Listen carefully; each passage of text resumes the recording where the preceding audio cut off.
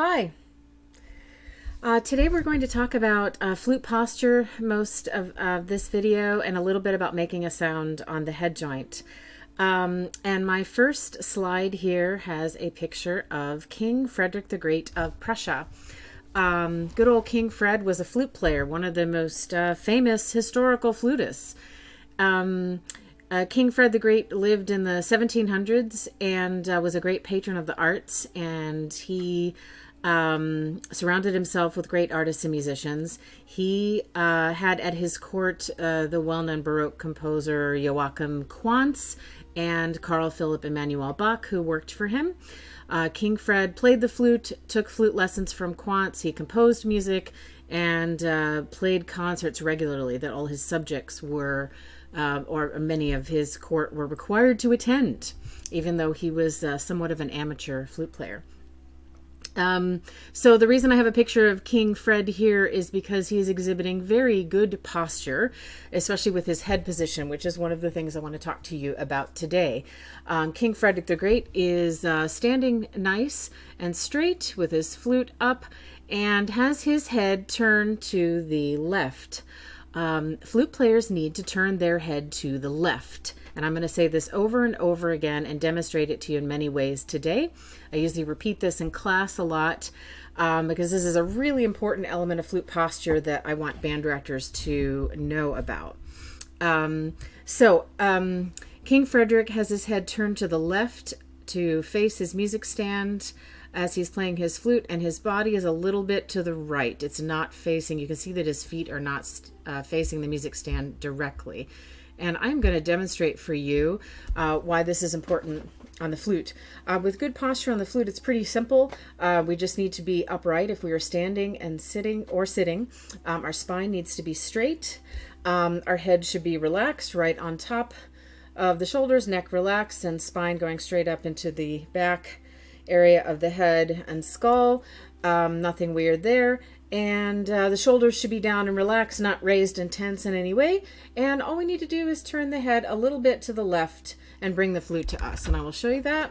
Sitting up straight, I'm going to turn my head a little bit left and bring the flute all the way to me. You do not want to meet your flute partway by sticking out your neck or your chin at all in this way. All you need to teach your flute players is to turn their head to the left and bring the flute all the way up to the chin. Now, the problem here is I'm not looking at you. I'm looking off to the side. I started out with my body facing you directly. Students who are in marching band position or sitting directly facing their music stand or their conductor and are told to be at attention and put the flute up and sit straight, this puts the shoulders and back and neck in an awkward position, and I'll show you why. When I bring the flute down and don't change anything else, can you see that this shoulder is up high? Let me move my hair and do that again. So flute straight up. Okay, and if I bring everything down slowly, my right shoulder is elevated and kind of pushed back. This is not natural. I'm going to relax it back down to its good position. So what I need to do is turn my head slightly left. Everything else is straight and in good position, and bring the flute all the way to me.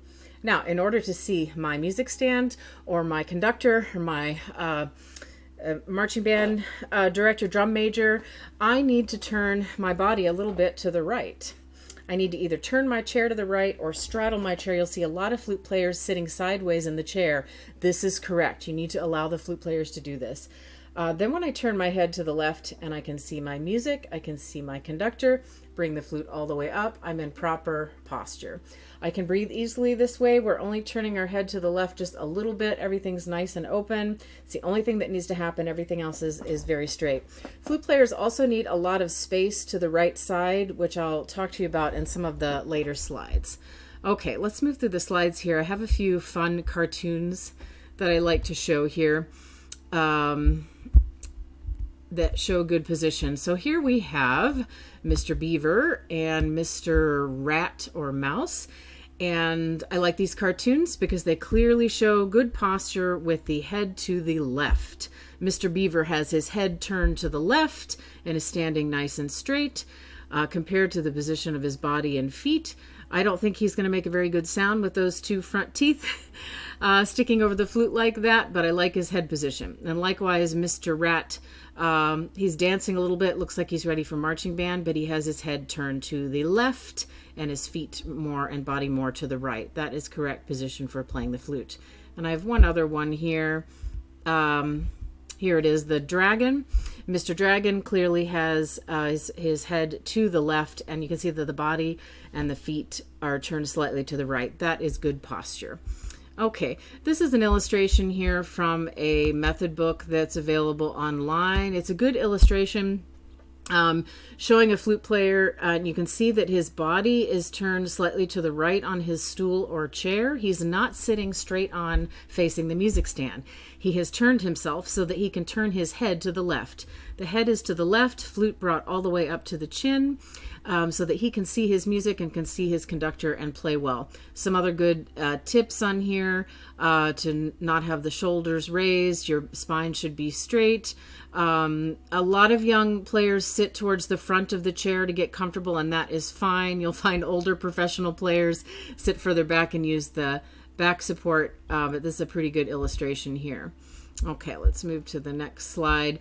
This one is nice. It seems to have turned out, oh, that's right. I thought it was in reverse. This is a sort of aerial view looking down at a flute player from above, and it shows very nicely the points of balance that I'm going to have you think about in a future video, showing you that the left hand first finger supports the flute here, then the right hand thumb is here underneath the flute, and the pinky is here, and of course your chin is another balance point as well. And this illustration tells you to look over your left elbow, and I agree with that. When you turn your head left and put the flute in good position, you are viewing or looking straight over your left elbow. So that's a good illustration as well. Okay, let's go to the next slide. And here I'm going to talk to you about, talk to you about the cork assembly, and I'm going to talk to you about how to check the position of your cork inside the head joint. In one of my earlier videos, I took apart the crown off the end of the head joint and showed that to you. This illustration here shows the entire cork assembly. This to the right, this stick here is the cleaning rod, sometimes called the tuning rod. But the cork assembly is this part right here. It's just laying next to it there.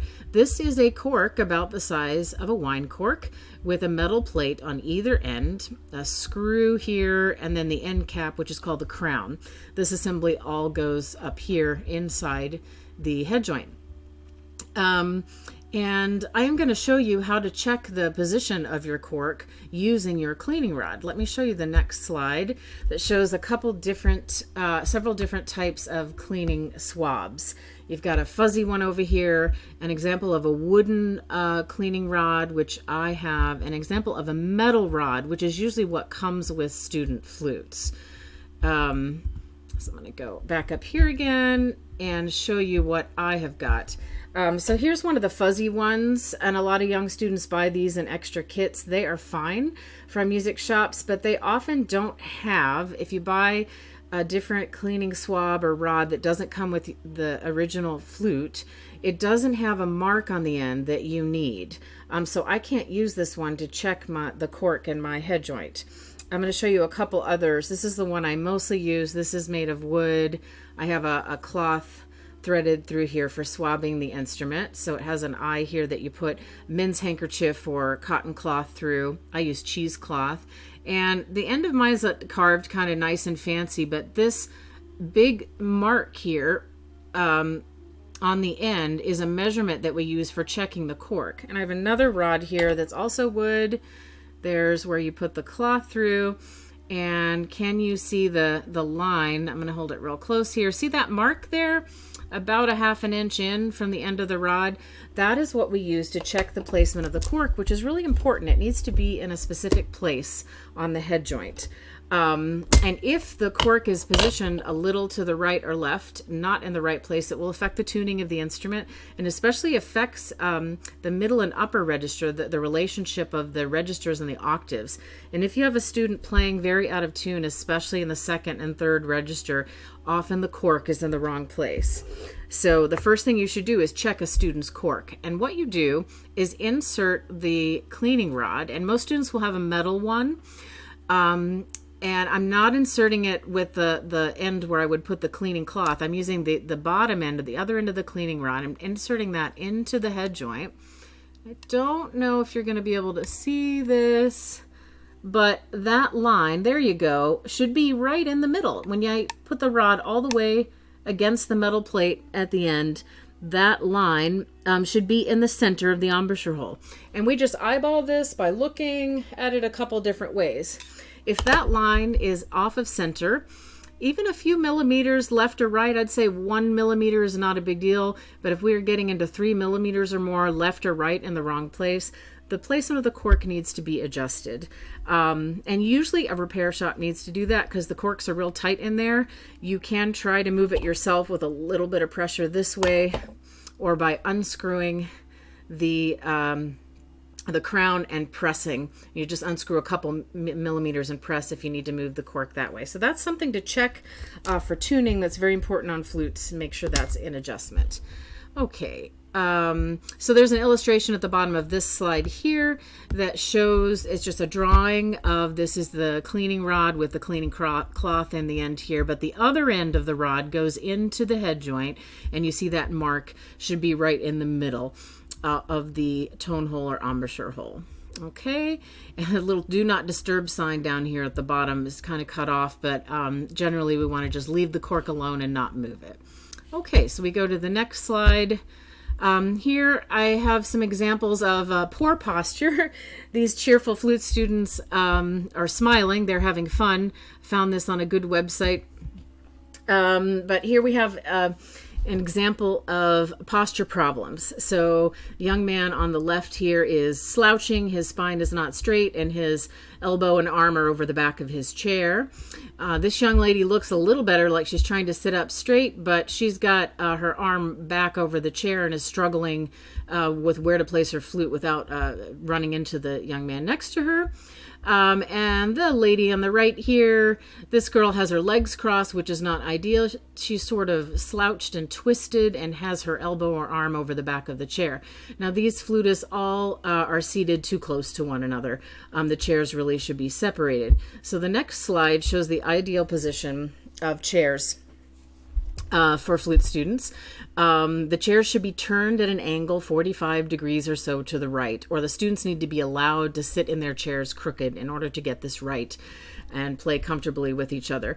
If you go to the ISO or the chamber orchestra and look at the flute chairs at intermission, you will always see that the flute chairs are catty corner a little bit. The rest of the woodwinds chairs are straight on, but flutists need to sit with their bodies a bit to the right so they can turn their head to the left and play. So these chairs look good, except they're still too close together in this picture. Flute players need space to the right more than any other woodwind instrument. Our instrument extends quite a ways to the right. Okay, and the next chair shows, the next slide here shows improved posture for these students. They're sitting up straight. The chairs are at a better angle. I still think they're too close together, but they're doing a better job here for sure. And some students do play with the foot joint actually in front of the other player. They're all playing behind each other, which is okay, but sometimes awkward for seeing the music stand. So when I play in professional orchestras, we usually put the foot joint in front of the other person and have our chairs spaced out even further. All right, so here I have some young students that are too small for the flute, and you can see, especially this young man at the very top is really having trouble holding the flute and extending his arms out to reach the keys. The young man in the lower left here has his head cocked way over here and is sort of resting the flute on his shoulder and having trouble, again, reaching for the keys. This young lady looks a little bigger. She's getting closer, but she is having trouble with her right hand reaching the keys, and she would have trouble reaching the foot joint keys at this point. The next slide here shows the types of head joints that I showed you earlier. Had you take a look at the waveline head joint, which is this one here, and the curved head joint, and both of these bring the hands and the keys of the flute closer to the body for very young students. And this is for students especially that start the Suzuki method or start even before joining a band program in public schools. And you get some small kids in 5th and 6th grade that may need a flute like this. Okay, I don't have time for this because I've got a 15-minute cutoff, so I will